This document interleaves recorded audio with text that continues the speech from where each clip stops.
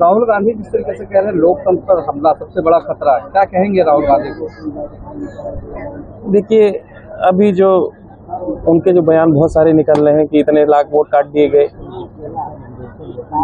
कोई टॉपिक है नहीं, कोई मुद्दा है नहीं। किसी तरीके से बिहार का चुनाव उनको सबसे बड़ा मौका वही दिख रहा है, तो किसी तरह अपने तरफ कैसे अटेंशन पाया जाए, यही सब बातें हैं। विदेश में जाकर भारत की बदनामी करा रहे हैं, ये बहुत गलत बात है। ये बड़ा निंदनीय विषय है कि विदेश में इससे पहले भी वो बाहर जाके भारत की बेइज्जती करा के आए, इस बार भी गए। कुछ कड़क एक्शन लेना चाहिए, कुछ करना चाहिए, सरकार को भी करना चाहिए, न्यायपालिका को भी कुछ करना चाहिए, आगे कुछ होगा। अच्छा सांसद जी, जिस तरीके से जो संभल की मस्जिद थी उसके खिलाफ जिस तरह प्रशासन तोड़ने जा रहा था और उसके वहाँ के जो मुस्लिम समाज के लोग थे वो कोर्ट गए थे, कोर्ट ने उसको खारिज कर दिया, तो क्या कहेंगे उस आदेश? देखिए, न्यायपालिका के फैसले का हम लोग स्वागत करते हैं और किसी भी सार्वजनिक स्थल पे कोई धार्मिक ये चीज नहीं हो सकती, तो जो न्यायपालिका का फैसला है हम लोग उसके साथ हैं। जिस तरीके से आगामी 9 तारीख को मायावती बड़ी रैली करके अपना शक्ति प्रदर्शन करने जा रही है, क्या देखते हैं कितना असर डाल? बड़े समय बाद हम सब भी देखने जा रहे हैं, अब देखते हैं आगे आए। नहीं, 2027 में कितना असर पड़ेगा, क्योंकि मायावती भी आ गई मैदान में। नहीं, 2027 डबल इंजन की सरकार, नरेंद्र मोदी जी जिंदाबाद, योगी जी जिंदाबाद। जिस तरह से युवा भटके हुए हैं आजकल नशे में लेके और भी किस तरह से लोग गलत एक्टिविटी में चल रहे हैं, क्या संदेश पहली बार कोई प्रधानमंत्री हुआ इस देश में जो युवाओं के लिए सोच रहा है, किसानों के लिए सोच रहा है। अभी आप देख लीजिए, जीएसटी का सारा प्रोग्राम चल रहा है, युवाओं के लिए सोच रहा है, किसानों के लिए सोच रहा है और विकसित भारत के लिए सोच रहा है।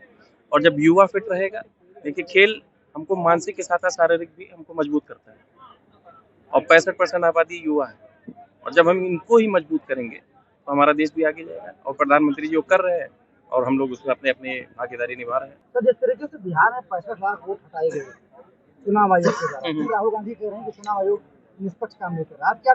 नहीं, वो देखिए, वो 65 लाख वोट कोई बीजेपी ने हटाए नहीं, वो चुनाव आयोग ने हटाए।